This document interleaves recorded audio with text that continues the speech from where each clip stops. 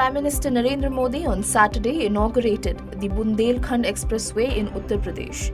The 296-kilometer four-lane expressway has been constructed at the cost of around Rs 14,850 crores.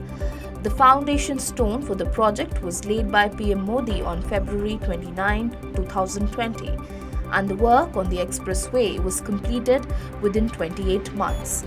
Speaking on the occasion, the PM said, "The expressway will ensure seamless connectivity and further economic progress in the region. With this expressway, there will be an industrial boom in the region. The Modi-Yogi government will take development not just to cities but to villages." Launching a scathing attack, the BJP on Saturday alleged that Congress working President Sonia Gandhi was the driving force behind the conspiracy to destabilize Gujarat government and spoil the reputation of Narendra Modi, who was the chief minister of the state at that time after the 2002 Gujarat riots. Addressing the press, BJP's national spokesperson Sambit Patra claimed that the late Ahmed Patel, who was Sonia Gandhi's political advisor, was the medium. The BJP's allegation came after the special investigation team of the Gujarat police on Friday claimed in an affidavit before a court in Ahmedabad that activist Teesta Setalwad was part of larger conspiracy hatched to destabilize the BJP government at that time. The centre has listed 24 bills for introduction in the monsoon session of Parliament that is scheduled to commence from July 18. Among important bills are the Press and Registration of Periodical Bill, the Cantonment Bill, the Multi-State Cooperative Societies Amendment Bill, and the Insolvency and Bankruptcy Code Amendment Bill. Union Home and Cooperation Minister Amit Shah on Saturday urged agricultural and rural development banks to extend more long-term loans to the agriculture sector. He said that cooperative banks should focus on providing loans to increase irrigated land in the country. Amit Shah also asked cooperative banks to think how to operate small farm fields with a cooperative spirit in order to overcome the challenges of small farm holdings.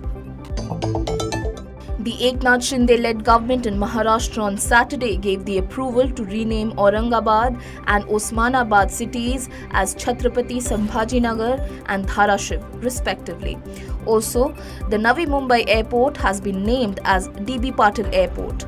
Notably, the previous Uddhav Thackeray cabinet on June 29 had decided to rename Aurangabad as Sambhajinagar.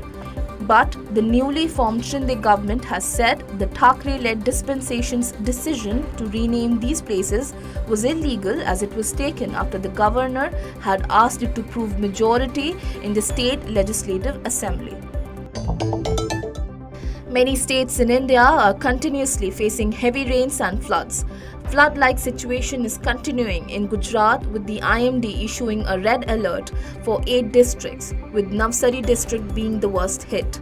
Maharashtra too is witnessing incessant rains, with several districts facing flood-like situation. In Odisha, many people were evacuated from low-lying areas in Malakangiri district. Also, landslides have taken place in parts of Kullu in Himachal Pradesh and nearby areas. Meanwhile, as per the IMD, heavy to very heavy rainfall is expected in states like Rajasthan, Chhattisgarh, Odisha, Karnataka and Tamil Nadu. COVID-19 cases are again on the rise in India, with more than 20,000 fresh cases being reported for third day in a row on Saturday. According to the data released by the Union Health Ministry, India logged 20,044 fresh cases in the last 24 hours, taking the active caseload to 1,40,760, accounting for 0.32% of the total cases. On the other hand, 18,301 people recovered in the last 24 hours, with the recovery rate standing at 98.48%.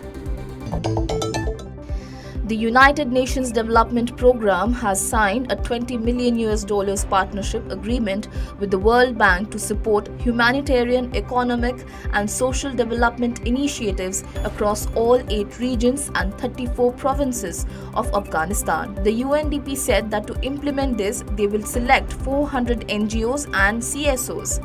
Notably, after the Taliban's takeover of the country in August 2021, major donors had pulled back, leading to worsening financial and operational management capacities of the NGOs. Russia's attack on Ukraine has been relentless. In the latest, a missile attack on the Ukrainian city of Vinnytsia has killed at least 23 people and injured more than 100. As per reports, many among the injured are serious, leading to fears of an increase in the death toll. Meanwhile, in the wake of the Vinnytsia attack, Ukrainian President Volodymyr Zelensky called Russia a terrorist state and urged the global community to put more and stricter sanctions on Russia. At least 31 people were killed and 39 injured in Sudan's Blue Nile state during a tribal conflict. Sudan has been facing a political crisis after Abdel Fattah al-Burhan, the general commander of the Sudanese armed forces, declared a state of emergency on October 25, 2021.